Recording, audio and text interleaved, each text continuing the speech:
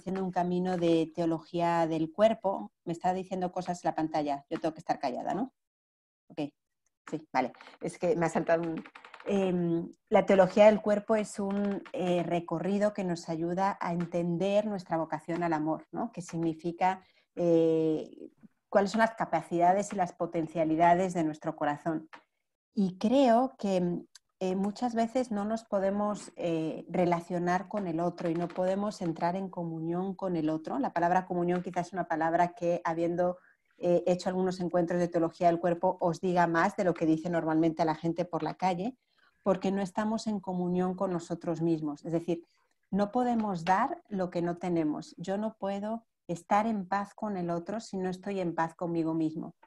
Y a mí me parece, por lo menos de la poquita experiencia que tengo, que muchas veces las relaciones no funcionan porque nosotros no hemos hecho las paces con nosotros mismos. De hecho, hay un número muy interesante del Amoris Laetitia, creo que es el 239 y el 240, por si luego queréis ir a verlo, donde el Papa Francisco dice que a veces las relaciones no funcionan porque las personas no han afrontado a tiempo un proceso de sanación personal. O sea, yo no puedo querer al otro incondicionalmente si no me sé querer a mí mismo incondicionalmente.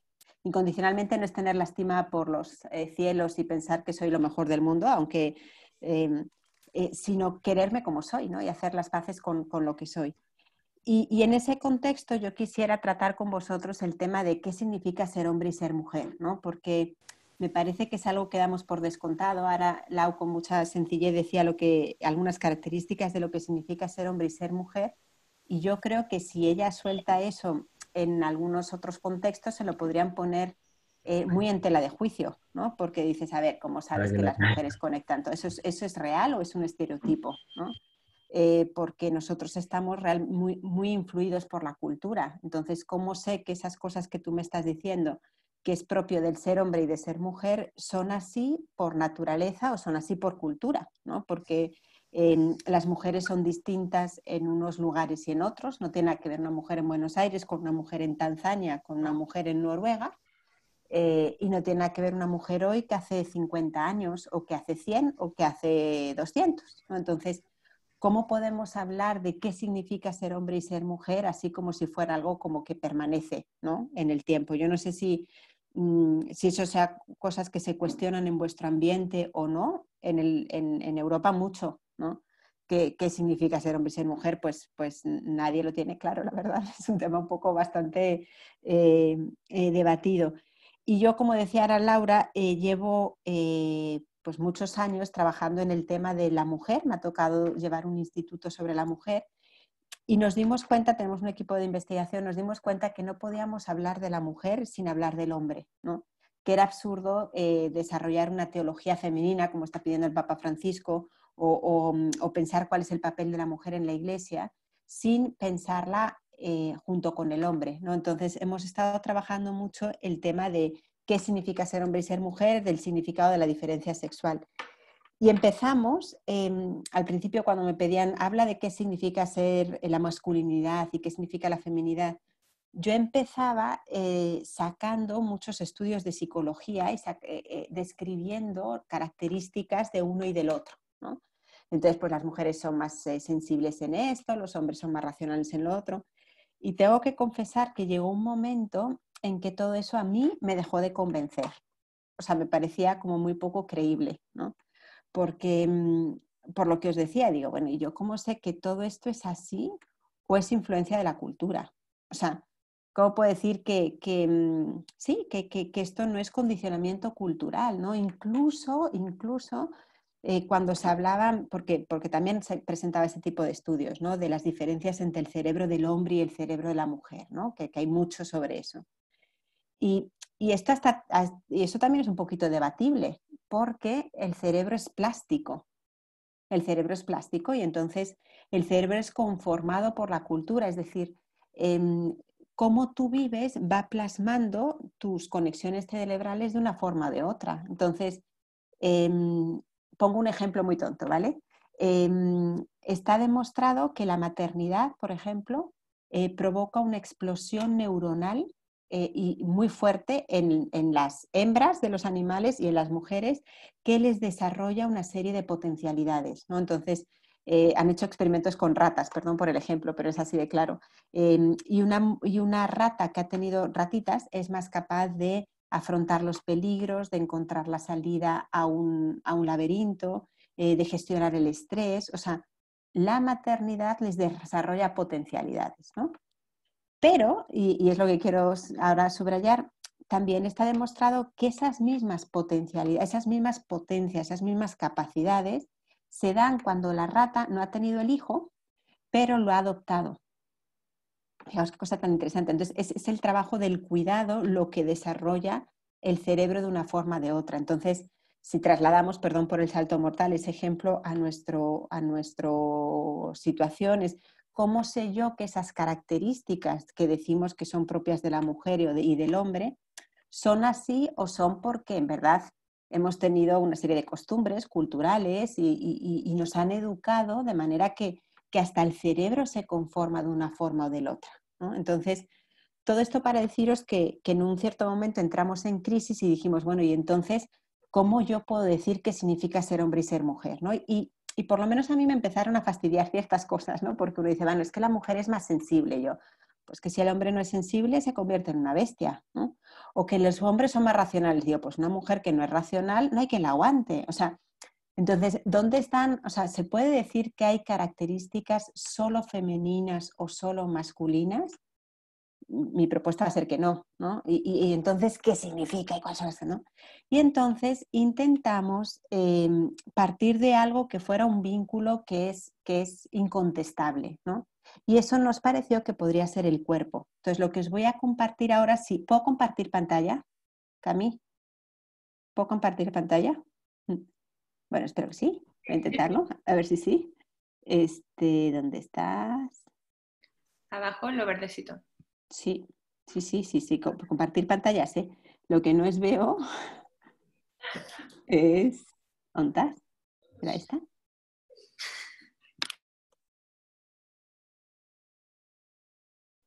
Pero ¿por qué no me sale entre las pantallitas que tengo? A ver, vamos a ver. La voy a volver a abrir, perdón.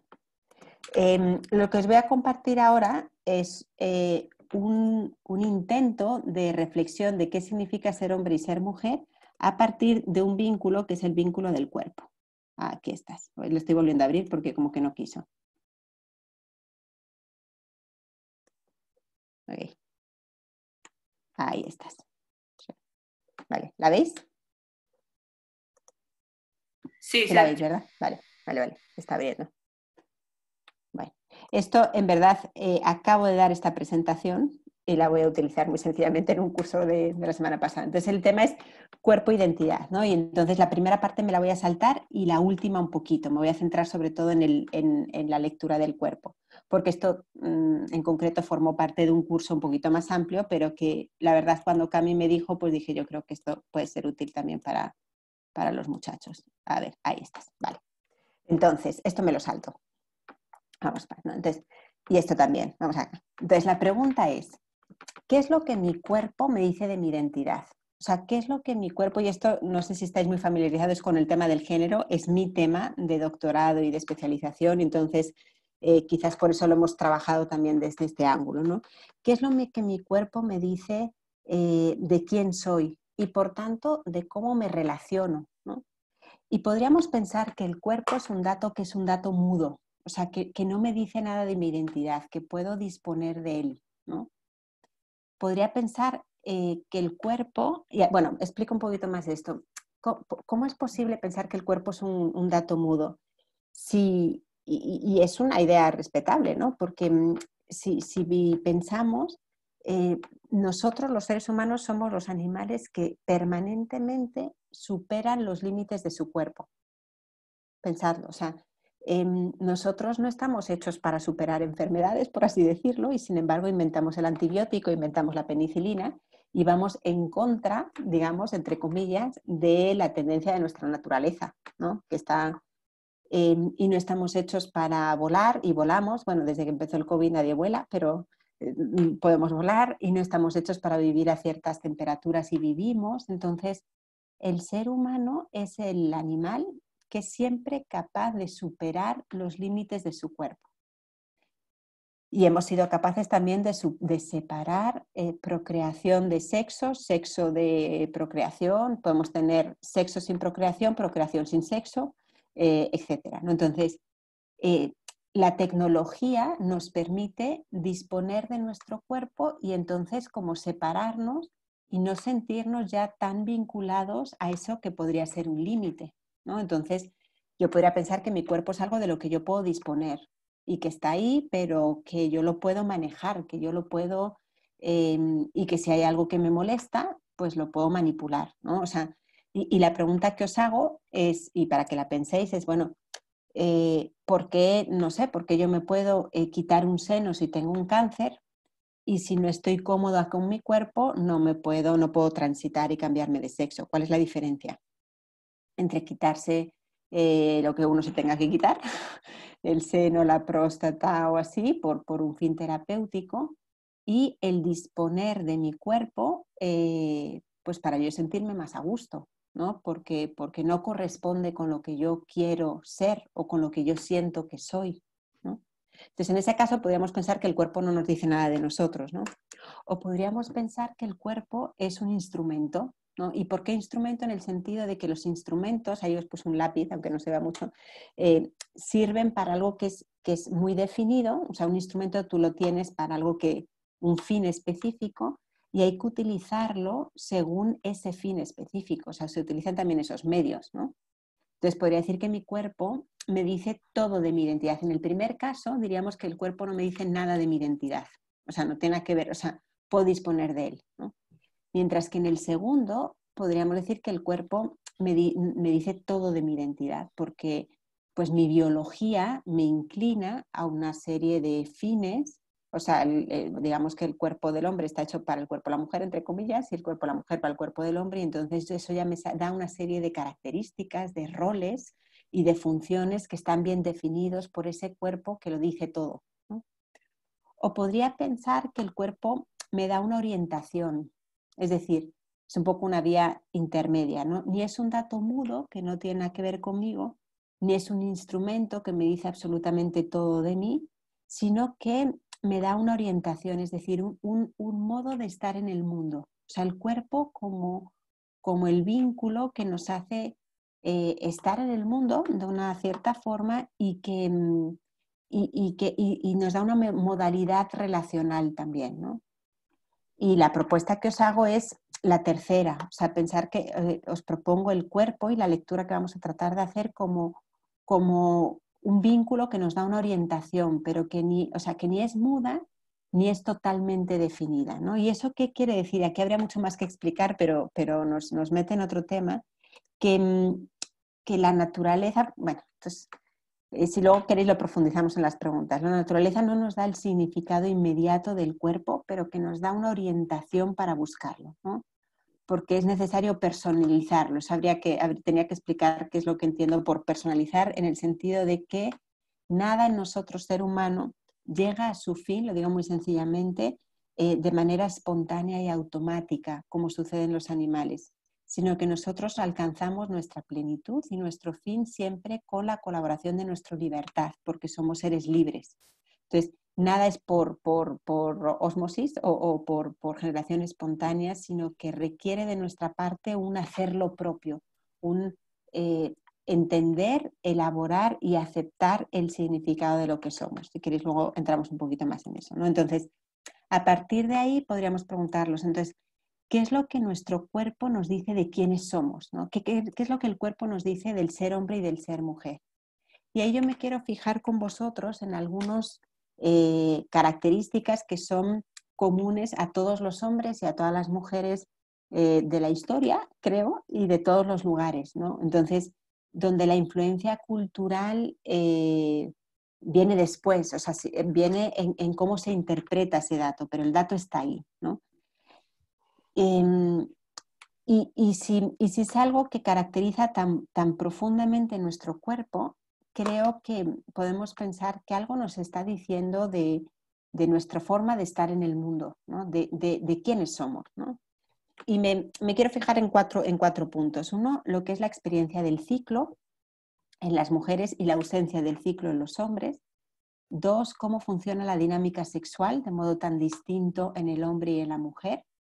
Tres, el tema del cuerpo y la afectividad y la identidad. Y cuarto, la generación de la vida, ¿no? Y lo vamos a ver un poquito rápido.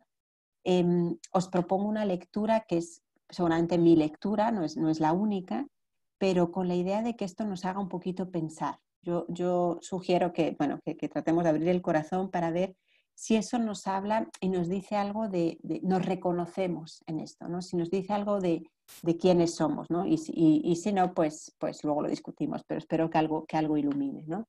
Entonces, en primer lugar, la experiencia del ciclo, porque si hay algo que caracteriza el cuerpo de una mujer desde que tiene 11, 12 o 13 añitos hasta la menopausia, es ese ciclo hormonal con todo lo que eso significa, ¿no? Porque supongo que todos estáis muy familiarizados con el vaivén de hormonas que eso significa, las mujeres un poquito más, ¿no? Hay una subida de estrógenos y luego cómo bajan, etcétera. Todo porque el cuerpo de la mujer está preparado para que mensualmente, en el momento en el que madura el óvulo, todo el cuerpo manda señales al endometrio y todo para recibir ese potencial óvulo fecundado, ¿no? Entonces la menstruación es el momento donde el cuerpo se deshace de esa camita que ha hecho en el endometrio porque el óvulo no ha sido fecundado. Y eso es mensualmente, ¿no? Y entonces eso significa o eso comporta un influjo de las hormonas fuerte que tiene consecuencias físicas y consecuencias emotivas. Y quienes tienen novio, novia, quizás saben un poquito más de esas consecuencias físicas y emotivas, ¿no? Porque normalmente a nivel físico, en el momento premenstrual, la mujer se siente hinchada y lo está. De hecho, puede pesar hasta 2 kilos más. Podemos tener grasa en la piel, pueden dar dolores de cabeza, depende de la mujer. Puede dar insomnio y dan días de insomnio, malestar, ¿no? Dolores más o menos, ¿no? Hay una tensión, ¿no? Y hay una tensión que también es una tensión emotiva muchas veces, ¿no? Podemos estar un poquito más irritables, más pesimistas, nos sentimos menos a gusto, ¿no? Digamos.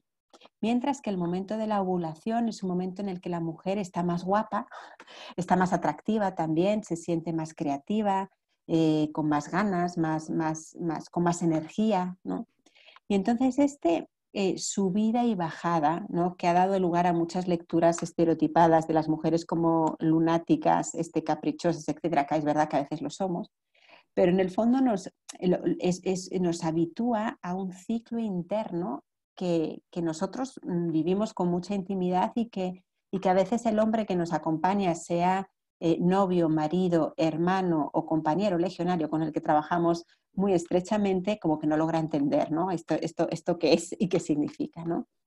Y esto que nosotras vivimos, creo, porque el hombre tiene un ciclo de espermatogénesis que es permanente, pero que no le produce estos altibajos, no lo siente. O sea, los hombres están permanentemente produciendo espermatozoides. Creo que una vez, de hecho, se me han olvidado los números, pero producen muchísimos millares de espermatozoides al minuto. Es una cosa como muy impresionante, pero no se dan cuenta. O sea, no lo sienten, no lo sufren, ni produce este impacto, ¿no? Entonces, ahí hay como una diferencia muy fuerte entre la forma en la que la mujer madura el óvulo mensual y lo que eso supone para ella a nivel anímico y a nivel emotivo y físico, etcétera, y la generación permanente de espermatozoides en el hombre, que no se da mucha cuenta, ¿no? De hecho, no se da ninguna cuenta. Y lo que las feministas han preguntado, porque les debemos mucho a las feministas de la reflexión en estos temas, es ¿cómo es posible pensar que la mujer durante casi la mitad de su vida tenga este ciclo permanente y esto no toque su identidad? Es decir, si el cuerpo es nuestra forma de estar en el mundo, ¿cómo eso no va a permear mi antropología y mi psicología, ¿no? Y creo que podríamos ver al menos tres aspectos en los que esta experiencia del ciclo no digo que nos condiciona, pero nos orienta, esa es la palabra, ¿no? Nos permea un poquito, ¿no? Uno, la relación con el tiempo, ¿no? es distinta y quien vive o quien tiene una pareja se da cuenta, es distinta la orientación de la mujer hacia el tiempo y la orientación del hombre, ¿no? Quizá porque nosotras estamos acostumbradas a un ciclo interior que nos hace eh, esperar más en los ciclos, ¿no? Como que la mujer está siempre pensando en lo que va a venir después, ¿no? Quizás el hombre puede vivir más en el presente, ¿no? Nosotros teniendo un ciclo permanente interior, el tema del ayer y del mañana lo tenemos más presente, ¿no?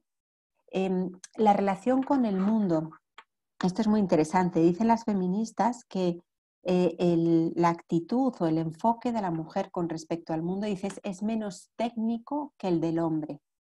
¿Qué quiere decir que es menos técnico?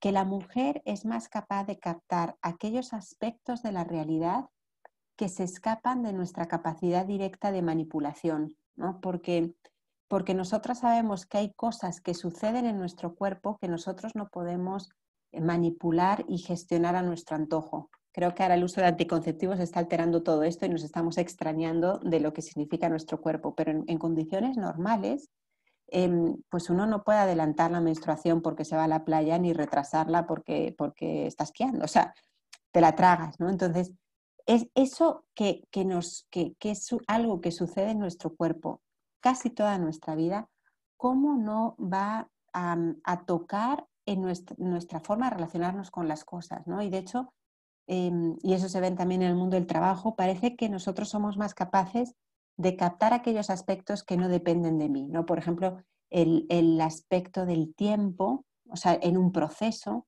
o aquellos elementos, no sé, relacionales de los que uno no puede disponer, ¿no? Mientras que el hombre, no teniendo eso, es más fácil que vea el mundo como un terreno a conquistar, eh, sin tener que respetar, digamos, una lógica que no sea la suya, ¿no?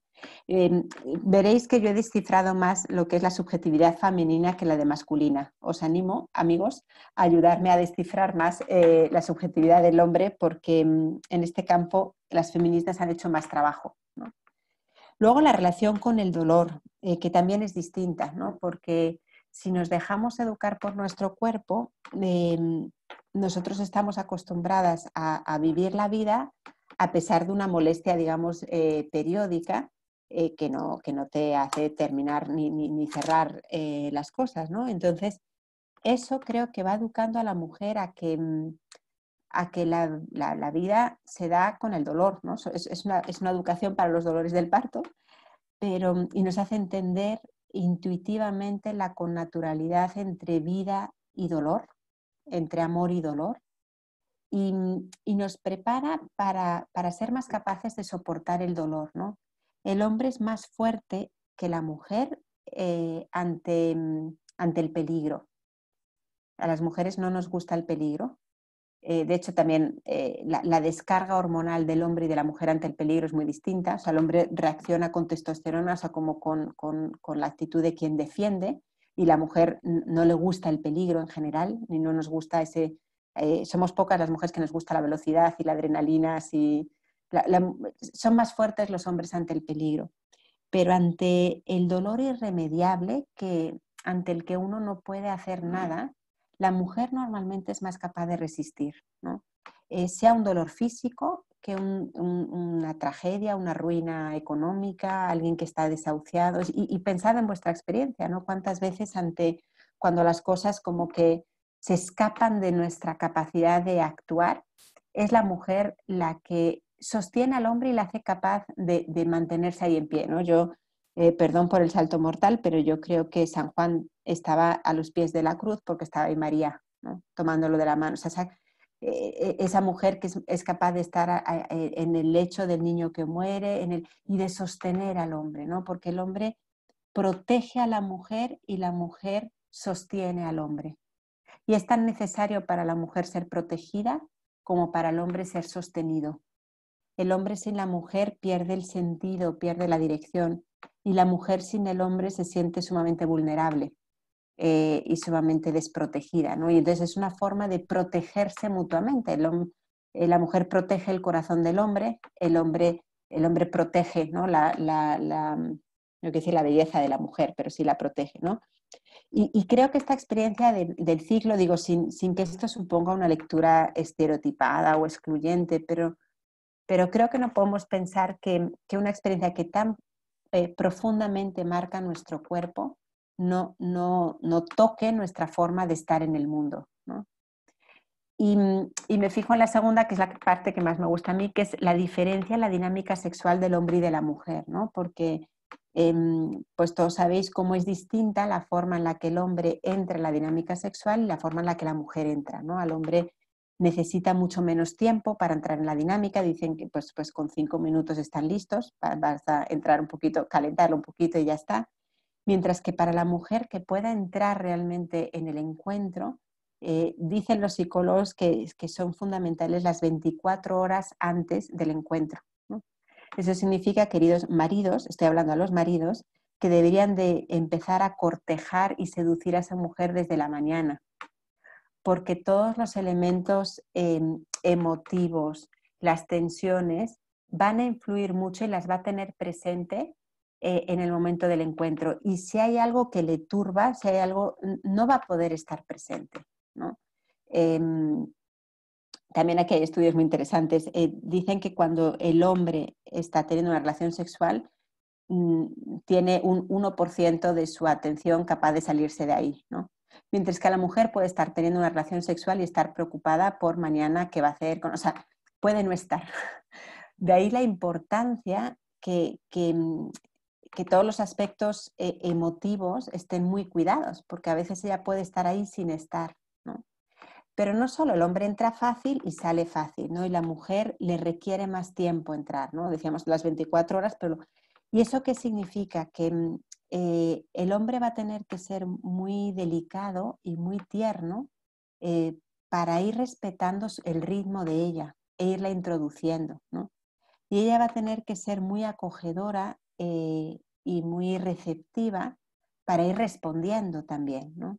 Cuando esto no sucede, ¿qué es lo que pasa? Que se tiene una relación sexual normalmente breve, donde la mujer se siente a veces insatisfecha, utilizada, ¿no? Entonces, para que el encuentro sea verdaderamente humano y verdaderamente encuentro, nosotros no nos apareamos como los animales. Para que haya encuentro, y esto es precioso, los dos tienen que aprender el lenguaje del otro, ¿no? O sea, los dos tienen que de alguna forma decirse no para decir sí al otro, ¿no? Y aprender la lengua del otro. Y eso es precioso, ¿no? Exige donación de parte de los dos. Y lo que sucede muchas veces es que esto no se da y entonces no es un encuentro, es otro tipo de experiencia, digamos, no es encuentro, o sea, es eh, otra cosa, ¿no? Pero no solo cómo la dinámica sexual es opuesta, entre comillas, en el hombre y la mujer, ¿no? Porque al hombre la dinámica le lleva a salir, incluso, o sea, eso físicamente se ve claro, el hombre sale para ser recibido por una casa que es el cuerpo de la mujer, ¿no? El hombre le saca para ser recibido por, ¿no? Y esto que sucede a nivel morfológico sucede también a nivel microscópico, porque creo, y a mí me parece precioso, que los órdenes inferiores nos hablan del orden que Dios ha puesto en el cosmos también, ¿no? Yo estudié bioética y una de las cosas que más me gustó de la bioética es la embriología, ¿no?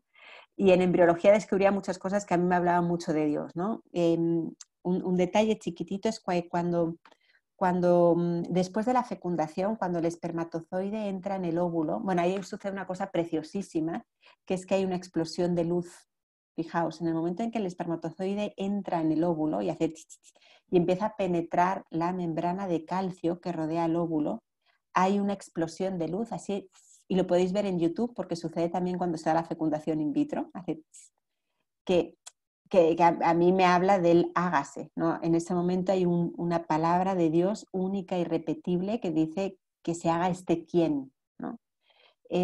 Pero en el momento en que el espermatozoide entra en la membrana del óvulo y deja la colita fuera, está el núcleo del espermatozoide y el núcleo del óvulo dentro de la misma membrana, y están los dos ahí, ¿no?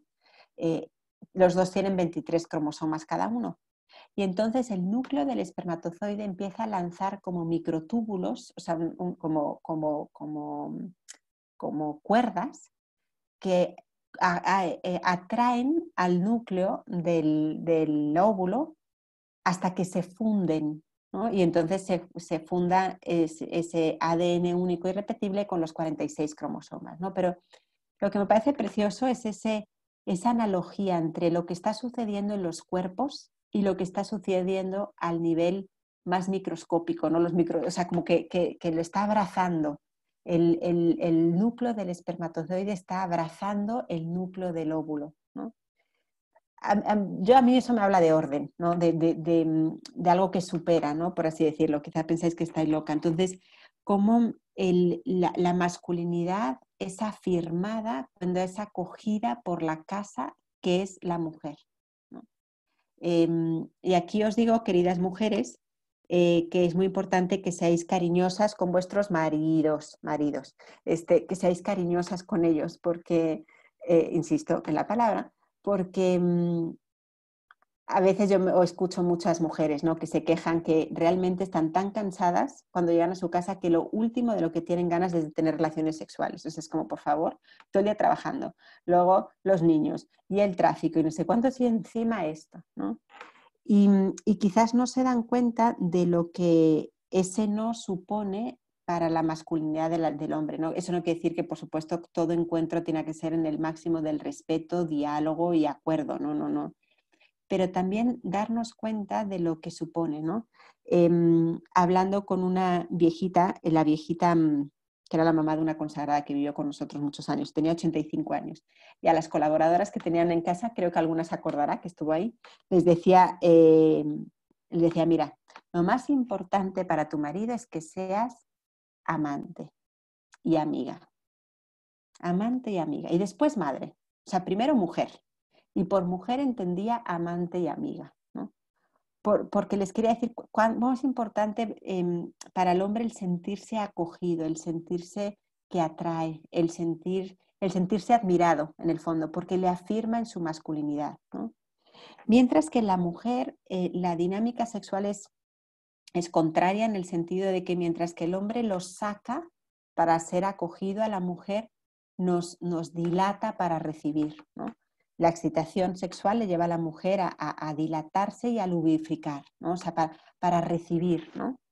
Para acoger, para recibir el cuerpo del hombre y el cuerpo del hijo, ¿no?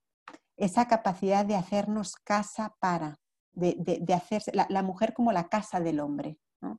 Por eso decíamos que cuando la mujer no está, el hombre como que pierde la dirección, ¿no? Pierde el sentido. Y cuando el hombre no está, la mujer se siente sumamente vulnerable, ¿no? Y esa capacidad de recibir, que creo que es una de las características fundamentales del ser mujer. Lo decía Edith Stein, decía que la receptividad es la característica fundamental del ser mujer, ¿no? Y receptividad. Y eso lo han criticado mucho las feministas, porque dice como que recibir parece que suena menos importante, ¿no? Y entonces empezamos con las cositas estas del activo-pasivo, y que no reflejan, ¿no? Porque los dos son activos y los dos son pasivos, ¿no? Los dos dan y los dos reciben. Y recibir creo que requiere una forma muy poderosa de acción, muy poderosa. Ahora en Europa estamos con el tema de los inmigrantes de manera muy fuerte y muy viva y nos damos cuenta de qué forma tan decidida de acción supone recibir. O sea, no es menos, ¿no? Para recibir es actuar, ¿no? Entonces creo que los estereotipos o las lecturas un poco simplistas de activo-pasivo no reflejan la complejidad, ¿no? de algo que es una forma distinta de hacerse don para el otro, ¿no? Y la mujer se hace don recibiendo y acogiendo el don del hombre, ¿no? Y de nuevo aquí a nivel microscópico se puede ver también un mismo orden, por así decirlo, ¿no? Y un detalle que a mí me parece precioso y que nos dice mucho, quizá porque yo estoy un poco obsesionada, es que cuando los espermatozoides entran en el cuerpo de la mujer, no son capaces de fecundar. Ahí no son capaces, tienen que recibir un fenómeno que se llama capacitación, lo da el muco cervical de la mujer, que los nutre, los selecciona, expulsa a los que no funcionan y hace que cuando lleguen ahí arriba ya estén listos para fecundar, ¿no? Y ahí me parece algo muy profundo y muy bonito que la mujer nutre la potencia del hombre y la hace fecunda, ¿no? Eso sucede en el nivel más micro. La mujer nutre la potencia del hombre y la hace fecunda, ¿no? Y de nuevo, yo creo, igual porque estoy loca, que eso te está hablando de un orden superior, ¿no? Y cómo la mujer, si realmente acoge y confirma al hombre la masculinidad, después lo hace fuerte y capaz de ser héroe, ¿no? Perdón por el romanticismo, pero ahí la literatura y la historia del arte un poco nos pone muchas imágenes que si bien nacen de experiencias culturales concretas y a veces no podemos pensar que no tengan parte de verdad o que sea una interpretación que sea totalmente construida. Y la literatura nos presenta cuántos héroes, digamos, son héroes cuando tienen aquí, ¿no? Que si el pañuelo o el recuerdo, o sea, esa capacidad del hombre de dar la vida y de ser héroe cuando es acogido y confirmado por, ¿no? Y, y creo que en este contexto, aquí va un paréntesis publicitario, en este contexto cultural, no sé cómo están las cosas en Argentina, no tengo ni idea, porque yo estuve ahí en el 2004, imaginaos. En este contexto en donde hay tanta crisis de masculinidad y donde todo lo que es viril es puesto en tela de juicio, ¿no? Como si fuera violento, abusador, peligroso o quién sabe qué. Qué importante es que las mujeres seamos capaces de afirmar a los hombres y de confirmarles en su masculinidad y a los sacerdotes, porque ellos lo tienen. Porque sin esa afirmación el hombre se siente totalmente despistado, ¿no? Entonces la dinámica creo que nos habla mucho y nos dice, digo, es una orientación, pero creo que de ahí salen como sí, formas de relación, modalidades relacionales que son distintos en uno y en el otro, ¿no? Y también la diferencia entre cómo vivimos la relación entre cuerpo, afectividad e identidad, ¿no? Y ahí es curioso porque en las mujeres parece que es más espontáneo el vivir esa unión, ¿no? Más espontáneo hasta el punto de que podemos confundir una cosa con la otra, ¿no? Y aquí hago un pequeño paréntesis. Las mujeres somos mucho más sensibles para decodificar la mirada. Parece que estamos más dotadas biológicamente para captar la mirada y saber lo que significa. Ahí, de nuevo, cojo con las pinzas los estudios, pero algo nos dicen. Parece que tenemos más desarrollado el hipotálamo y hay experimentos con niños pequeños que me parece donde la influencia cultural quizá no es tan fuerte, que hacen ver que hay una sensibilidad particular de las niñas para captar la mirada, ¿no? Esto lo digo siempre, pero son dos ejemplitos que lo ilustran. Han hecho experimentos con niños recién nacidos donde les ponen un juguete que se mueve y la mamá que los mira, y normalmente el 90 y pico % de las miradas de las niñas se concentra en la mamá que los mira, les atrae el rostro de la mamá, y el 90 y pico % de la mirada de los niños es más atraída por el juguete, ¿no? La cosa que está dando vueltas, ¿no? Porque hay una sensibilidad especial de la niña por el rostro y por la mirada, ¿no? Y de hecho cuando un niñito, y esto de nuevo son siempre experimentos, ¿no? Cuando alguien empieza a llorar en el asilo en donde los tiene atados en las cunitas, normalmente las niñas se tensan y algunas empiezan a llorar cuando oyen a otro niño llorar, y los niños normalmente no oyen que alguien más está llorando y tampoco se ponen a llorar, ¿no? O cuando ya son un poquito más grandes y la mamá les mira como que para regañar, está jugando, ¿no? Típico niño de 1 año y medio, y la mamá les mira como que estate quieto. Normalmente las niñas enseguida se quedan quietas y los niños como que miran y dicen, vamos a intentar dar otro pasito, ¿no?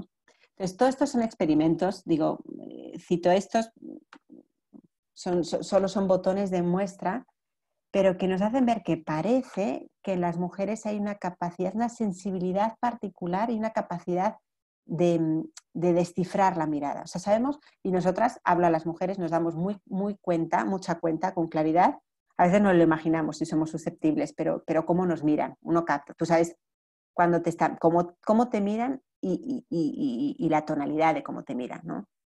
Nosotros sabemos cómo nos miran, punto, percibimos. Mientras que a veces los hombres no se dan ni cuenta, ¿no? de cómo les están mirando y las tienen aquí enfrente y no captan, ¿no? Entonces hay una sensibilidad particular de la niña por la mirada y un deseo de querer adecuarse a esa mirada, o sea, como de querer corresponder y de querer dar gusto a esa mirada, ¿no? Y eso creo que es una fuerza y una gran fragilidad de la mujer. Las dos cosas. Una fuerza, porque si uno elige bien para qué mirada vive, pues puede ser una fuente que nos estire por dentro y nos haga muy capaces de amar y de donarnos, ¿no? Pero nos puede hacer sumamente frágiles porque nosotras, las mujeres, podemos tener la tentación de vivir siempre para satisfacer miradas. Y no me refiero al querer ser guapa, sino para vivir para la mirada de mi suegra, vivir para la mirada de mi madre, vivir cumpliendo como las expectativas de, ¿no? Con ese deseo de agradar que nos puede hacer muy frágiles, nos puede hacer hasta víctimas, ¿no?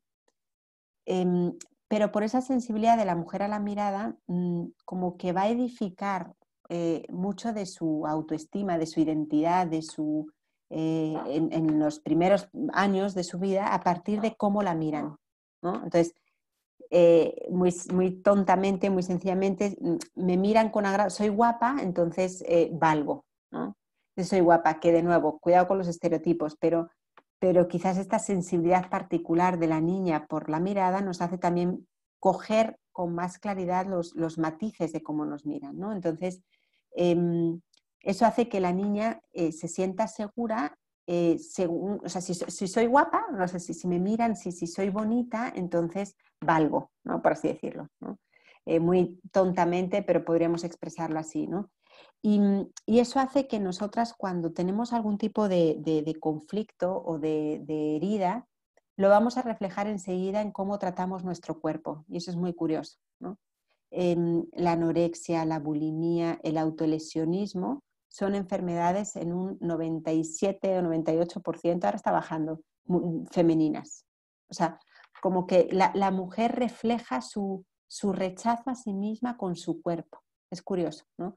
Porque para nosotros podemos confundir cuerpo, afectividad e identidad. Es decir, lo que sucede con mi cuerpo soy yo, ¿no? Y por eso a veces nos cuesta cortar el cordón umbilical con el niño, porque es como si fuera mío, ¿no? Y cortar el cordón también con una persona con la que hemos tenido una intimidad sexual, pero que no era la persona adecuada, ¿no? Nos mantenemos vinculadas porque ha estado dentro de mí, entonces está dentro de mí, soy yo, ¿no? Y quizás algunos habéis tenido la experiencia cómo cuesta sacarse de dentro, porque se mete dentro, la presencia de alguien a quien nos hemos dado totalmente, ¿no? Porque nos es difícil distinguir, ¿no?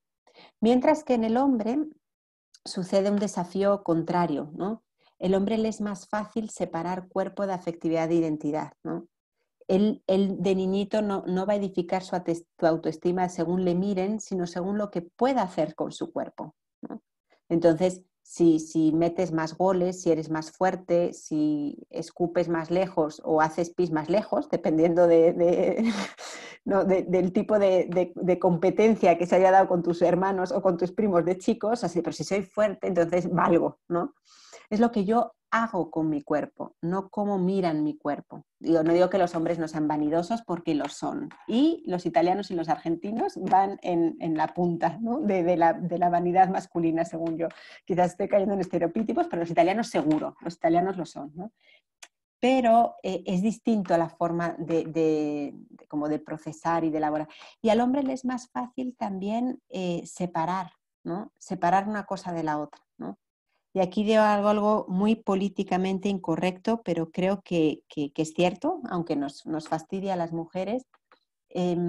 Una infidelidad, por ejemplo, es igualmente de grave moralmente en un hombre que en una mujer. O sea, es la misma, creo, es el mismo problema moral, ¿no? Pero en la mujer la ruptura psicológica es más profunda, ¿no? porque nosotros no separamos tan fácilmente cuerpo de afectividad, ¿no? El hombre le es más fácil separarlo, no digo que sea menos grave, pero le es más fácil separarlo, ¿no? Y entonces aquí hay desafíos distintos. La mujer educa al hombre y le ayuda a integrar, ¿no? A integrar estos aspectos. Y el hombre educa a la mujer y le ayuda a distinguir, no a separar, pero sí a distinguir, ¿no? Y por eso estas dos modalidades relacionales pues se necesitan, como lo que decíamos de la dinámica sexual, ¿no? Es en el contacto con el otro como soy educado, ¿no? Y luego la generación de la vida, estoy hablando muchísimo y me queda un montón. La generación de la vida, qué distinta, y esto es como la parte más evidente, entonces quizás no hace falta tanto detenerse, es la experiencia de dar la vida para la mujer que para el hombre, ¿no? En la mujer hay una intimidad con la vida desde el momento en el que empieza casi que a existir en su seno, ¿no? Porque en el momento de la fecundación, quizás ella no se da cuenta, pero ese embrión apenas fecundado empieza a mandar signos a todo el cuerpo para decirle, soy distinto de ti, o sea, tengo un ADN que no es el tuyo, pero no me elimines sistema inmunológico, porque eso es lo que hace el sistema inmunológico, eliminar todo lo que no tiene su mismo ADN, porque soy parte de ti. O sea, no soy tú, pero soy parte de ti, ¿no? Entonces todo el cuerpo de la mujer, cómo empieza a prepararse para recibir y alimentar esa vida, ¿no? Y lo alimenta con su sangre y lo alimenta después con la leche de su seno y lo alimenta la mujer que se hace comida, ¿no? La mujer que nutre, que nutre con lo que es, ¿no? Porque y es curioso, como a mí lo del tema de la lactancia me parece la cosa más preciosa y más increíble del mundo, ¿no? Porque cómo está diseñado para que la primera parte de la leche, por ejemplo, sea mucho más ligera para que le quite la sed, y después va llegando más densa para que vaya llenando a la criatura, ¿no? Estamos como programados, y si la mujer ha comido mucho dulce, pues el niño se acelera porque ha comido mucho dulce y entonces el azúcar le llega, y si la mujer come mucho ajo, al pobre niño le da este ardor de estómago porque el ajo le llega también, o sea, nos hacemos comida, ¿no? Y esa connaturalidad con la vida que tenemos dentro de nuestro cuerpo hace que la mujer tenga que ser puente para el padre, porque como ella vive esa intimidad, ella tiene que introducir al hombre en ese misterio, ¿no? Y la herida del pecado nos ha hecho que en vez de ser puentes, a veces seamos como, o sea, una separación, ¿no? Eh, Porque el hombre, si no es introducido por la mujer en esto, pues parece que cuando le llega el niño a casa dice, ¿y este quién es? O sea, yo no lo conozco. Yo tengo algún amigo que me decía eso, dice, de repente, o sea, vamos a la sala del parto y a los 2 días tengo esta criatura en mi casa y digo, ¿y esta quién es? O sea, y le cuesta, ¿no? Y la mujer, pues en el momento en el que lo tiene dentro, pues sabe quién es, porque lo ha tenido dentro, ¿no? Hay una intimidad. Y la mujer se tiene que hacer eso, puente, para confirmar al padre, para que el hijo lo reconozca, para confirmar la autoridad del padre, ¿no? Y hoy quizás hacemos lo contrario, ¿no? El hijo como un instrumento casi de poder, para yo controlar al padre, ¿no? Y en vez de confirmarlo en su paternidad, lo desautorizamos muchas veces. Bueno, aquí había mucho que decir sobre la generación de la vida y de cómo, eh, siendo distinta la experiencia con la vida, aportan a la identidad del hijo cosas muy distintas, ¿no? La mujer es como ese espacio de intimidad y de afirmación visceral, y el hombre lo va a afirmar ayudándole a poner límites. La autoridad paterna es fundamental para poner límites, ¿no? Primero para separar al hijo de la madre, separar en el sentido bueno, y luego para poner límites para que el hijo camine con sus propias fuerzas, ¿no? Ese es, y sin la presencia paterna, pues los niños nacen muy pequeñajos, y las niñas muy frágiles también, ¿no? Pero bueno, todo esto, que por lo menos creo que son cosas como muy obvias y quizás no dicen nada, pero si nos miramos dentro podemos reconocer eso, una orientación que nos da una modalidad relacional, ¿no? Entonces, si esto es así, quizás podemos hablar de la verdad del cuerpo. O sea, podemos hablar de la verdad del cuerpo. Esto lo expongo mucho en todo el tema de la relación con el género y así, ¿no? pero creo que podemos hablar de verdad del cuerpo y en dos sentidos, ¿no? Verdad con respecto a mí y verdad con respecto al otro, ¿no? O sea, si el cuerpo es un lenguaje y si el cuerpo es mi forma de estar en el mundo, va a ser verdadero, voy a poder hablar de verdad ahí, si es acorde, está en armonía con esa orientación que he recibido, ¿no? Con mi identidad, con mi historia. O sea, ¿qué quiere decir esto? Que el cuerpo puede ser manifestación de quién soy o puede ser máscara de quién soy. Muchas veces nuestro cuerpo es transparencia de quiénes somos y con los ojos, o sea, somos transparentes y hay veces que con nuestro cuerpo podemos ir en contra de nuestra identidad, de mi historia, esto es interesante, ¿no? Es un poquito abstracto si queréis, pero podríamos preguntarnos, ¿no? Si yo expreso la verdad de quién soy con mi cuerpo o si no lo expreso, ¿no? Y puede ser verdadero o no ser verdadero con respecto al otro, porque si el cuerpo es un lenguaje, y en un lenguaje pues siempre hay signo y significado, puedo expresar con mi cuerpo cosas que son verdaderas o puedo expresar con mi cuerpo cosas que no son verdaderas, ¿no? Y aquí lo curioso es que si el lenguaje es verdadero, la intimidad se acrecienta y si el lenguaje es falso, nos separa. O sea, y esto se va a entender un poquito más con esta otra presentación, ¿no? Aquí os quiero decir una cosa que parece muy complicada, pero creo que en el fondo es muy sencilla, ¿no? Cuerpo, libertad y verdad van siempre juntas, ¿vale? Cuerpo, libertad y verdad. No, mentira, ya empiezo yo, ya son las 11 de la noche. Verdad, libertad y amor van siempre juntas. No puedo vivir el amor sin verdad y sin libertad.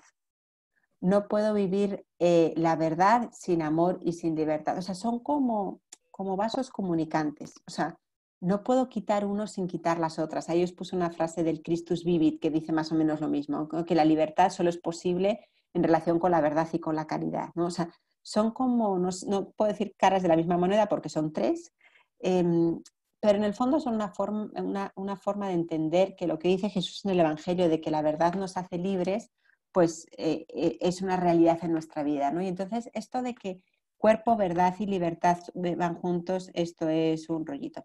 Esto no lo pongo. Cuerpo, verdad y libertad van juntos no es algo que no es una teoría, digamos, filosófica, sino que creo que la podemos reconocer en nuestro corazón. O sea, creo que vosotros podéis pensar en las experiencias que habéis hecho con vuestro cuerpo, y estoy hablando de un beso, un estrechón de manos a cualquier otra experiencia, ¿no? Y uno puede decir si eso expresaba verdad o no expresaba verdad a partir de sus consecuencias, ¿no? Porque creo que, ¿veis este cuadrito?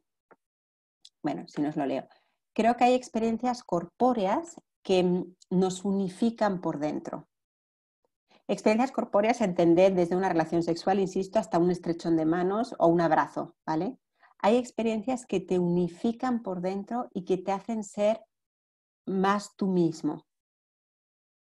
Y hay experiencias con el cuerpo, sin el cuerpo, pero que nos fragmentan y nos dividen por dentro, ¿no? Hay experiencias que como que te dividen en tus facultades, te dividen de tu historia, te dividen de las distintas dimensiones de tu vida, te fragmentan, ¿no? Hay experiencias del cuerpo que nos unen al otro y que crean intimidad espiritual. Y repito, no importa el nivel de expresión afectiva, pero que te unen al otro desde una sonrisa hasta al acto más íntimo.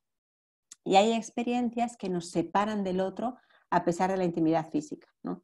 ¿Cuántas veces, espero que no muchas, pero podemos haber hecho la experiencia de despertarte al día siguiente con una persona que dices, ¿y este tío o esta tía quién es?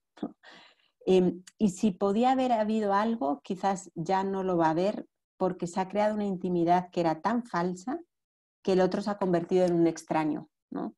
creo que esto pues es una experiencia que tristemente se hace con cierta frecuencia, ¿no? Porque el cuerpo, o sea, estaba expresando algo que no era verdad. Y no siendo verdad, en vez de acrecentar la intimidad, como que la aniquila, la mata, ¿no? Y hay experiencias del cuerpo que nos dan energía vital, o sea, relaciones, encuentros que te hacen más fuerte, y hay experiencias que te pueden dar adrenalina, pero que te agotan por dentro, te secan. Pensad, eso, hay relaciones que como que te chupan, o sea, te absorben, ¿no? Y hay experiencias que te abren a la relación con los otros, y fijaos, aquí creo que hay un signo de discernimiento.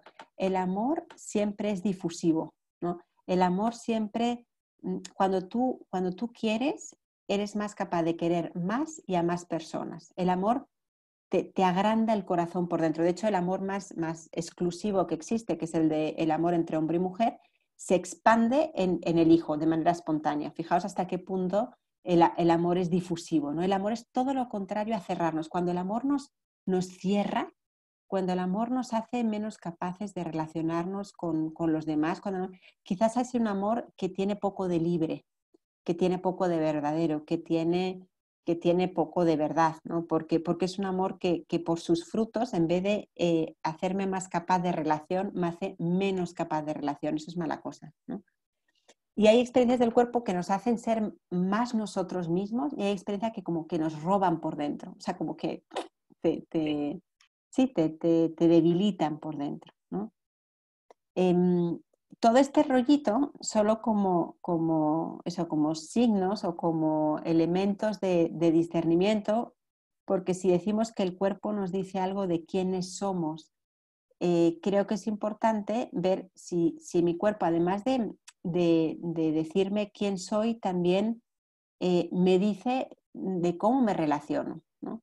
Y una forma de saber cómo me relaciono es sabiendo a qué huelen mis relaciones, ¿no? Si huelen a la columna de un lado o a la columna del otro, ¿no? Y eso es muy bueno para el propio examen de la propia vida. Tengo más rollito, pero son las 11. Bueno, no sé la hora que sea ya, pero me dijiste, ¿qué hago? Camila, ¿qué hago? ¿Sigo No, hablando? sigue un poquito más, sí. ¿Poquito? Y luego preguntas. Sí. Bueno, esto es un rollito muy sencillo conclusivo, que es, os he querido presentar una idea o sea, una lectura muy sencilla y muy rápida de lo que significa ser hombre y ser mujer, y yo quisiera describirlo con dos características, ¿no? El tema de la complementariedad y el tema de la alianza, ¿no? Y esto me ayuda para describir qué es lo que entiendo. Porque la palabra complementariedad, por lo menos aquí en el ambiente donde me muevo, y en Europa y en el mundo académico, es sumamente contestada, ¿no? Y me parece que con razón, porque a veces la complementariedad ha sido sostenida a partir de presupuestos que son, a mi juicio, muy discutibles, ¿no? ¿Qué quiero decir? Que se sostiene a veces a partir de una división muy estática de las características, los roles y las funciones propias de los hombres y las mujeres, ¿no? Como si hubiera características masculinas, características femeninas, roles masculinos, roles femeninos, funciones masculinas, funciones femeninas, lo cual yo rechazo totalmente, ¿no? Y ahora digo por qué. O una idea de que algo nos falta al hombre y a la mujer y que por eso somos complementarios, ¿no? Entonces es como si mi media naranja famosa, ¿no? Y a mí no me gusta la idea de la media naranja porque, uy, calla, porque yo soy una naranja completa y espero que cada uno de nosotros seamos naranjas completas, o sea, no necesito una parte que me complete como si a mí me faltara algo, ¿no? Entonces, esa idea de complementariedad a veces mal entendida o entendida superficialmente hace que la palabra sea muy rechazada en muchos ámbitos, ¿no? Y creo que con razón. Pero la idea que yo os propongo de complementariedad se coloca en otro orden, y hablaría de una capacidad que, bueno, no hablaría yo, esto es una expresión de Viladrix que me encanta, una capacidad de engendramiento mutuo, ¿no? ¿Qué quiere decir? Que hay zonas de mí que solo despiertan y llegan a plenitud en el encuentro con el hombre. Y hay zonas del hombre que solo despiertan y como que se desarrollan en el encuentro con la mujer, ¿no? pero no es que haya características exclusivas de unos y de los otros, sino que nos engendramos mutuamente. Esto Jung lo diría en términos de ánima y de ánimus, ¿no? Entonces dice, el hombre tiene que entrar en contacto con su parte femenina, que es el ánima, ¿no? Y la mujer tiene que entrar en contacto con su parte masculina, que es el ánimus. A mí esto como que al inicio me hacía mucho ruido y luego voy entendiendo que es un poco lo mismo que estoy diciendo aquí del engendramiento, ¿no? Y esto, ahí os pongo una frase de Viladrich, dice, la estructura, leo solo lo que está en negrilla, ¿no? La estructura y dinámica constitucional del varón y ser mujer está dispuesta en tal modo que no solo el conocimiento de sí, sino también el afloramiento y desarrollo de la propia diversidad personal dependen de la apertura y de la comunicación con el otro. O sea, yo me conozco como mujer de frente al hombre. Yo aflora y desarrolla mi especificidad en el encuentro con el hombre, ¿no?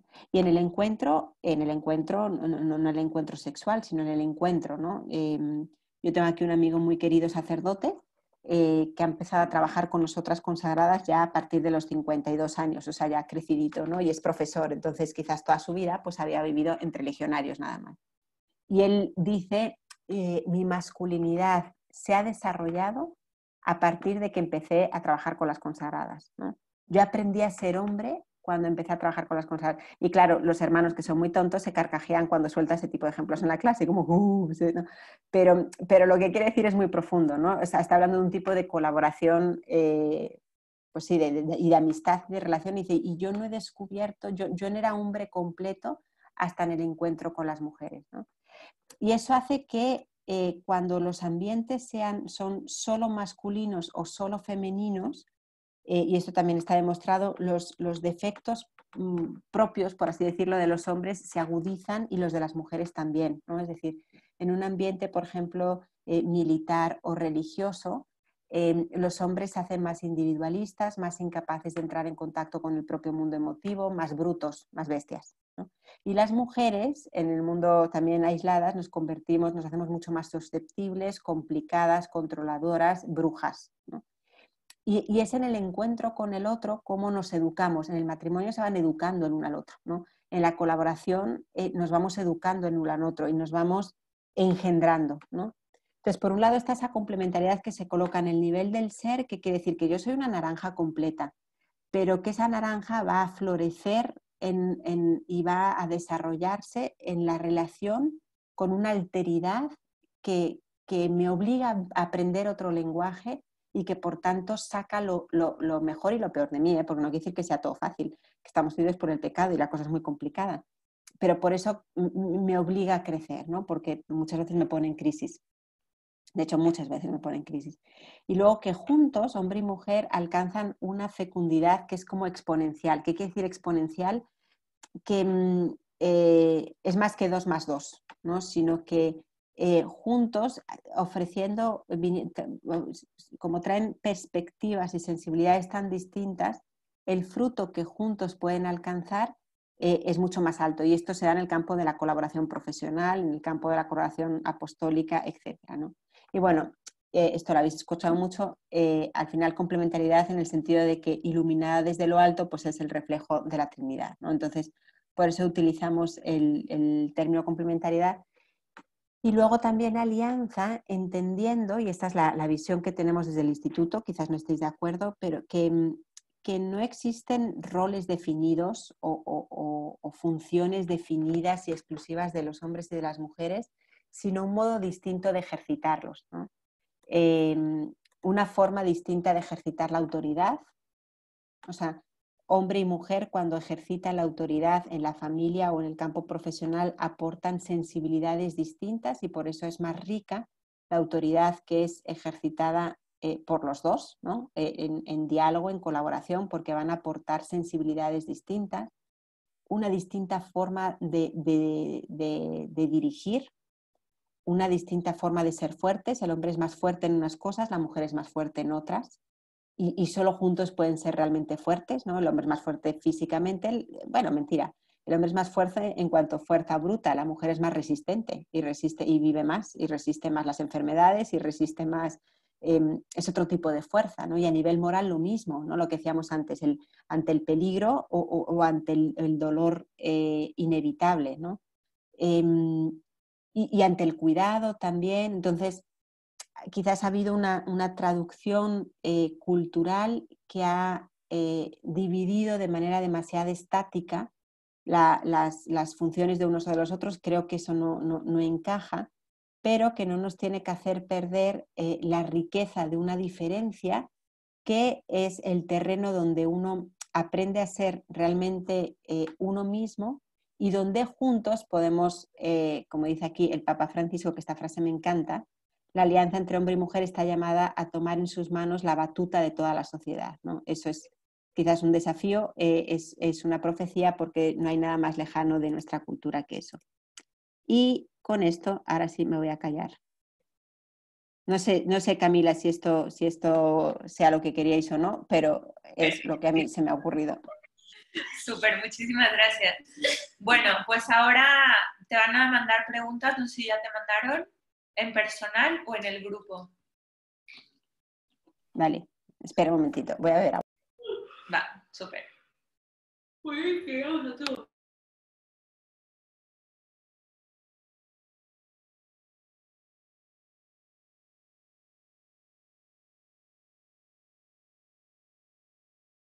Bueno, pues vamos por orden, ahí me va. El tema de la homosexualidad y la transexualidad de las identidades. Creo que la formación de la identidad sexual exige la integración de muchos elementos, ¿no? Y es una integración que a veces puede ser compleja. Es decir, nosotros no elaboramos nuestra identidad de una manera espontánea como hacen los animales, sino que, porque no tienen identidad, de hecho, no, simplemente viven, ¿no? Sin ser conscientes. Para que el hombre alcance su plenitud, tiene que comprender, elaborar y aceptar el significado de lo que es, ¿no? Y entonces esto exige una paciente integración de distintos elementos. El significado del cuerpo, como decíamos, me da una orientación, una forma de estar en el mundo. La influencia de la cultura en la que yo vivo inmersa y que yo no elijo, pero que es el filtro que me permite acceder a la realidad. Y el tema de la libertad, y libertad no como una libertad que se autocrea, sino como la responsabilidad y la necesidad de yo abrazar el significado de esos elementos y de conjugarlos en lo que algunos autores llaman una personalización o una integración de todos esos elementos en mi identidad, ¿no? Si no soy clara, me interrumpís. Entonces, esa elaboración de la identidad que exige esa integración de elementos se da en el tiempo, ¿no? Y no se da de una vez por todas. Es decir, yo nazco mujer y al mismo tiempo me hago mujer, ¿no? Porque yo voy aprendiendo a ser mujer cada día. Es decir, yo nazco y estoy hecha pero al mismo tiempo en el orden existencial yo me voy haciendo mujer todos los días, ¿no? Y ese desarrollo en el tiempo conoce momentos que pueden ser momentos críticos, ¿no? Momentos, pues hay un momento muy importante que es en los 2 primeros años de vida, con el famoso imprinting. Hay un momento crítico también en la adolescencia, el momento de la madurez. Es decir, yo voy elaborando y voy aprendiendo a ser mujer a lo largo de mi historia, ¿no?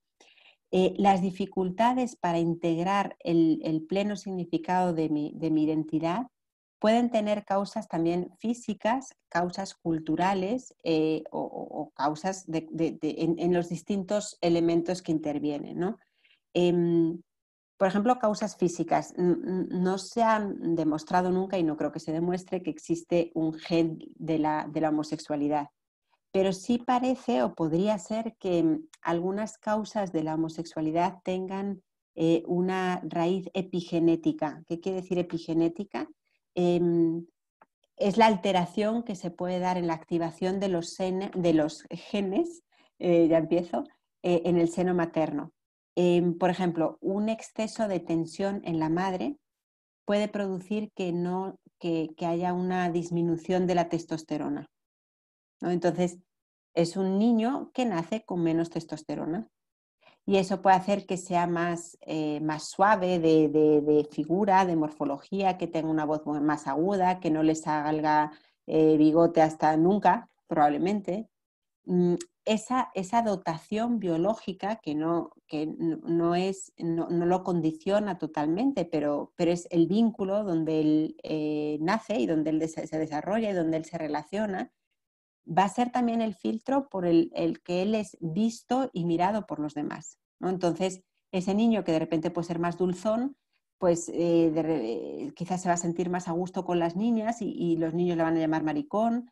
Y entonces el tema biológico se engarza también con la forma en la que las personas lo ven y con la que él va elaborando su identidad, ¿no? Entonces, ¿esto qué quiere decir? Que la homosexualidad o el encajar el significado del propio cuerpo es un proceso que es complejo y que es normal que por muy distintos elementos, y hoy vivimos una confusión cultural que es brutal, o sea, hoy hay una sociedad paterna impresionante, la masculinidad está muy puesta en tela de juicio y entonces la confusión cultural hace que el proceso además de identificación con la propia masculinidad sea más complejo aún, o sea, es realmente complejo y las mujeres estamos muy salvajes también y eso tampoco ayuda, ¿no? Entonces, todo esto para decir que hay elementos de muy distinto orden que hace que para muchas personas sea realmente difícil identificarse con su ser hombre o con su ser mujer y con abrazar plenamente el significado de su cuerpo, ¿no? Y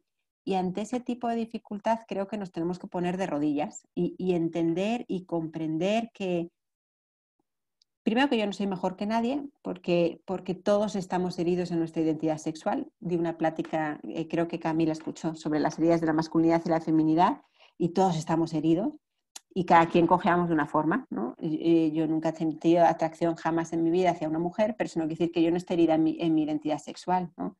Y yo no soy mejor que tú, ¿no? Porque tú tengas ese tipo de dificultad, ¿no? Entonces, las causas de la homosexualidad son muy complejas. Ahora, eso no quiere decir que la persona esté condenada, digamos, a sufrir esa condición, ¿no? Y tampoco quiere decir que uno pueda salir y hacerse heterosexual fácilmente, ¿no? Pero bueno, no sé si queréis que nos centremos en este tema de la homosexualidad o si hay más por ahí. A ver, sigo con la homosexualidad porque veo que hay más preguntas, que entrete. Pero no sé si era el tema o queréis otros. Cami. Padre Gastón. De lo que haya preguntas. Oh, O sea, si va por mira. ahí. Bueno, pues seguimos con el tema de la homosexualidad. Yo ahí distinguiría, a ver si logro transmitirlo en pocas palabras, entre persona o identidad profunda y el yo, que no es lo mismo, ¿no? Esta es una distinción que hace Leonardo Polo, un filósofo. Y así dicho en palabras sencillas, dice, la persona es un misterio que es un misterio inaferrable, ¿no? Solo Dios conoce realmente la identidad de quienes somos, ¿no? Y hay una frase muy bonita de Guardini, dice, solo Dios conoce nuestro verdadero nombre, ¿no? Porque hay zonas de nuestra interioridad que siempre nos permanecen como escondidas, ¿no? Yo conozco una pequeña parte de quién soy, ¿no?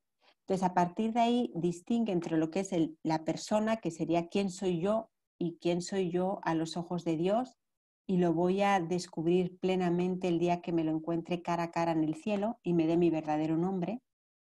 Y el yo, que es esa pequeña parte de mi persona de la que yo he logrado ser consciente y que yo he logrado elaborar, ¿no? Entonces, estos autores dicen el yo es como la parte más superficial de la persona. Yo conozco muy poquito de quién soy. Yo conozco una parte muy superficial de quién soy, ¿no?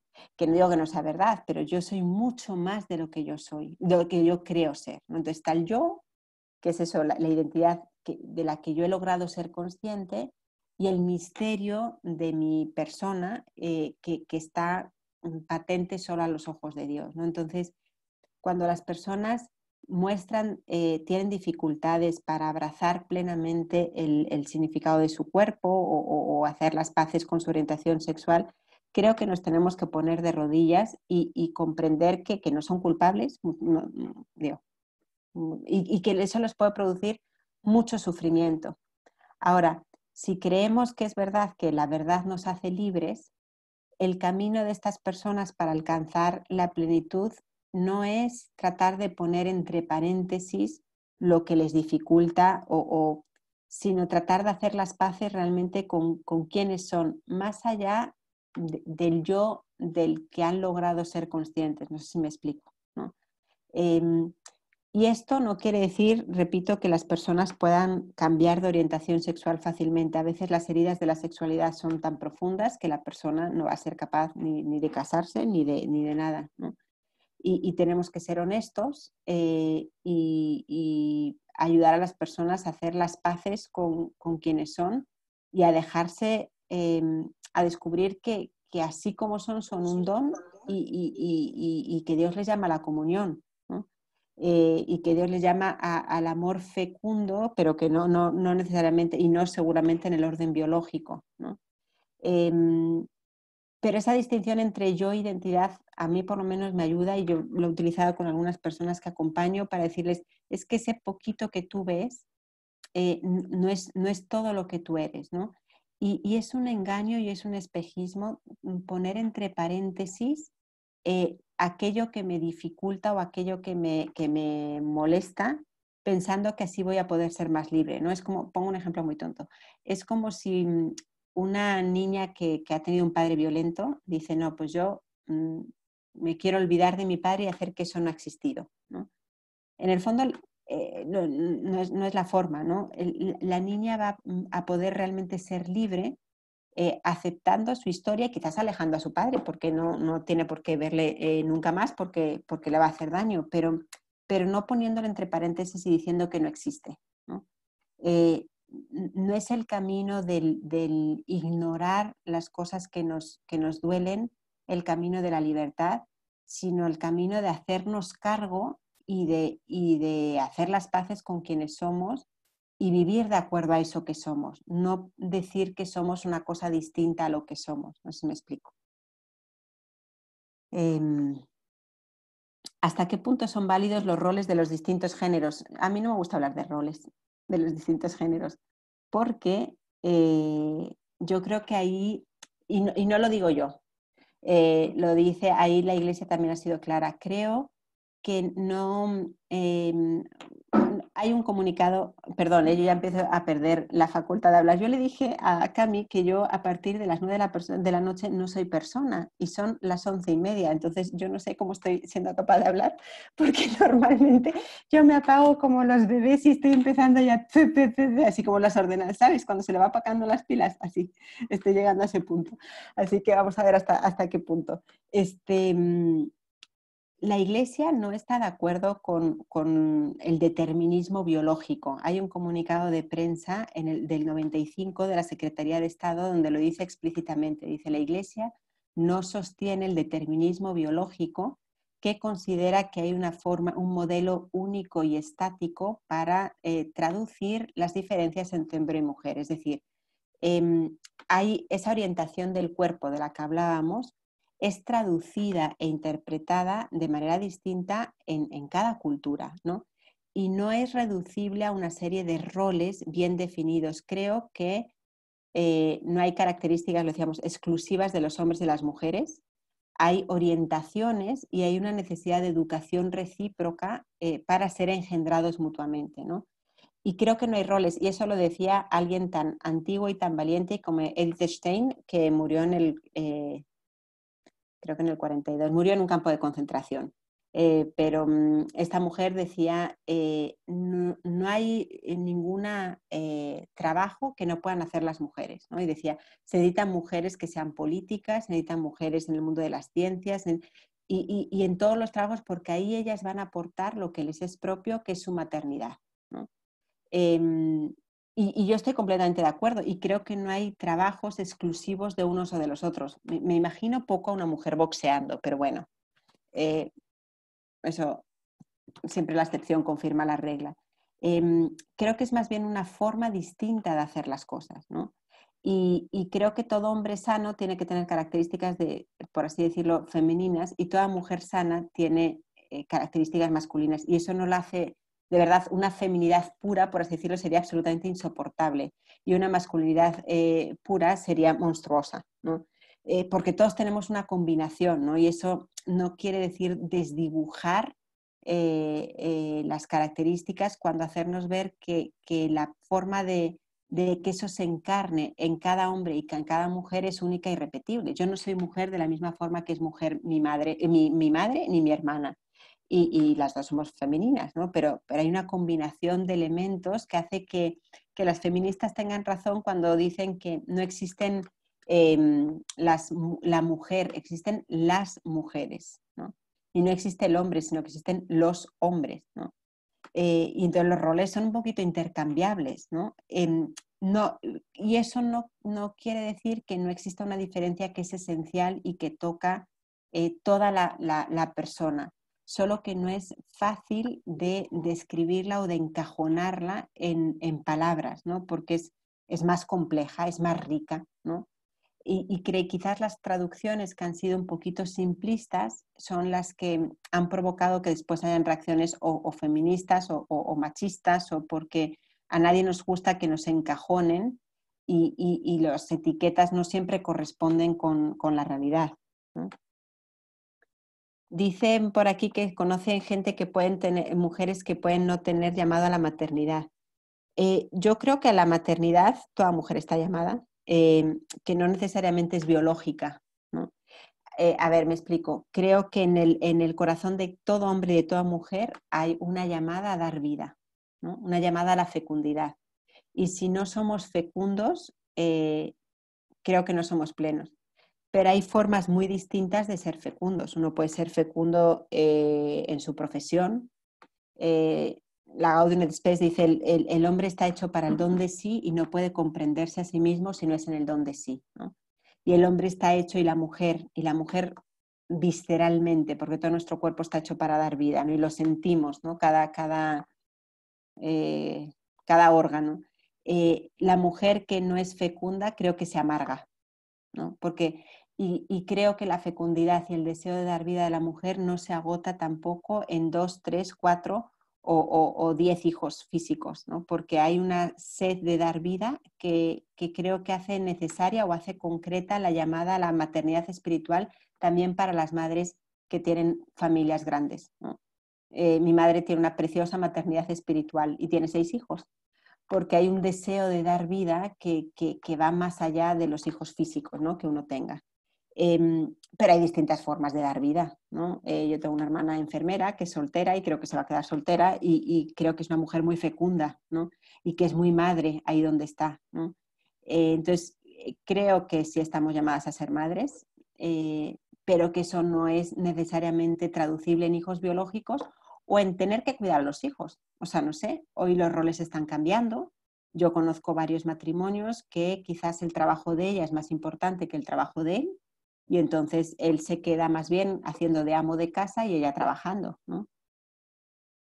Creo que uno no puede dividir los roles desde fuera, eso le toca a cada matrimonio. O sea, mi padre o mi cuñado morirían de la humillación y de la vergüenza de ser, ¿no?, los que son mantenidos por la mujer, por cómo están hechos y formateados ellos. Pero si una pareja está de acuerdo en hacerlo así, pues son ellos los que deciden. O sea, nadie divide los roles desde fuera. O sea, cada pareja decide cómo se dividen los roles y es tan legítimo una cosa como la otra, ¿no? Pero eso no quiere decir, o sea, que el ser hombre o que sea la mujer sean intercambiables o prescindibles. O sea, la mujer es madre y la vocación a la maternidad es fundamental, aunque quizás en este caso en concreto pues va a ser el hombre el que cargue más del trabajo doméstico, ¿no? Eso no quita esencialidad o lo fundamental. Creo que lo que nos llena más el corazón es el amor esponsal y la capacidad de dar vida, ¿no? Y eso es para todos, para hombres y para mujeres. No reducible necesariamente a horarios y funciones. Creo que no es lo mismo que esté presente el padre o la madre en la crianza del hijo. Yo ahí no soy psicóloga, pero sí hay muchos estudios sobre el tema. creo que aportan sensibilidades distintas, ¿no? Simplemente por el hecho de que hay una alteridad ahí y que por tanto el proceso de diferenciación, por ejemplo, la formación de la identidad de la niña es un proceso de identificación con la madre, ¿no? Mientras que el proceso de identidad del hijo es un proceso de separación de la madre y de identificación con el padre. De hecho, por eso es tan importante la presencia paterna y por eso cuando la presencia paterna no está, pues los niños les cuesta mucho más identificarse con, ¿no? Y ahí también puede haber otro tipo de dificultades. Y aportan por esa misma experiencia corpórea, independientemente de que mi madre sea más bruta y mi padre más sensible, que eso puede suceder, pero el mismo vínculo corpóreo y el hecho de que tú sales del seno de tu madre crea una relación y un tipo de apego que es necesariamente distinto, ¿no? Pensad en algo que es muy curioso y es lo importante que es en la formación de la identidad del hijo la experiencia de la gestación. Eso es brutal, ¿no? Ahí empieza, de hecho, la influencia de la cultura, porque hay un intercambio, un diálogo que es físico, porque no es sin palabras, entre el hijo y la madre, que lo va conformando no solo físicamente, sino afectivamente, ¿no? Y de hecho un exceso de tensión, o sea, el niño va percibiendo todo lo que sucede en el cuerpo de la madre y eso va siendo fundamental para la formación de su identidad y como de su vocabulario afectivo. De hecho, los psicólogos estudian que hay muchas heridas del seno materno, ¿no? Porque el niño percibe, sin ponerle palabras, entorno seguro o no seguro. O sea, experiencia de intimidad tan fuerte con la madre hace que la relación con la madre esté connotada por unas características de intimidad, de seguridad, de acogida, que son distintas a las características que aporta el padre, que va a ser más el límite, la autoridad no en el sentido que el hombre manda y la mujer, ¿no? Pero la autoridad en el sentido que pone límites, que es distinto. Entonces, lo que aportan hombre y mujer a la educación del hijo va más allá de las características, que hay eso, madres mandonas y papás barcas, ¿de acuerdo? Pero siendo su vínculo corpóreo tan distinto, no son intercambiables. O sea, luego pueden intercambiar eso, el padre es el que regaña o la madre es la que regaña y el padre el que consiente. Pero la formación y la aportación de cada uno en la identidad del hijo va más allá de estas traducciones que son más fáciles de cambiar, no sé si me explico. Pues,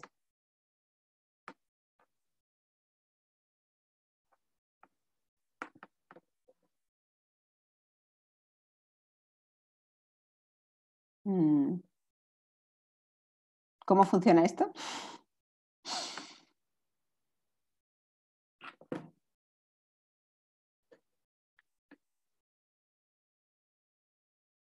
¿Esto es permanencia voluntaria o como Cami, di algo? Ah, no, pero ¿ya no tienes preguntas? A ver. Los roles. Yo creo que más o menos. Eso, que si hay secuencias en la falta de figura paterna-materna, sí, yo creo que sí. Y depende de los motivos, ¿no? No es lo mismo que una persona se quede viuda a que falte la figura, o sea, pero sí.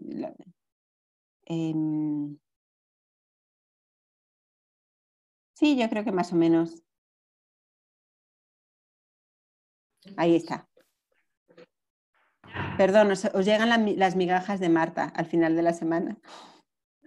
No, hombre. Sí, sí, No, son las migajas. imagínate si estas son las migajas. Las migajas. No, no, Marta, muchísimas gracias, de verdad qué honor. No sé si dijeron al inicio, pero Marta es hermana del padre Jaime, que nos dio Hombre Histórico. Entonces, el padre Jaime me dijo, es mi héroe. preséntame como el hermano de Marta, pero Qué para tonto usted es. Marta era nada. Entonces, Qué tonto es. Sí, es de familia. Sí. El ser tontos, gracias. Yo también te quiero. No, hombre. No, Marta, muchísimas gracias por la desvelada, por Nada. compartir de tu sabiduría. Sí, creo que ayuda mucho. Muy buena introducción para el matrimonio. Bueno. Para el tema del matrimonio. Ah, vale, porque me han dicho, son todos, porque luego después de tu charla va el matrimonio, y ¿se van a casar todos? Y me dicen, hombre, o sea, después van, digo, muchas parejas aquí en preparación para el matrimonio, ¿cuánta gente se casa en Argentina? Eso está muy bonito. Se van a casar eventualmente, pero creo que no muy pronto. Sí, pero muchas gracias. Bueno, pues buen camino. Me alegro de veros. Igual, un La vida abrazo. está uniendo a Argentina, me da miedo. Adiós. Chao. Hasta luego. Adiós. Bueno, vamos a los grupos y ahora les mando tema para reflexionar, ¿va?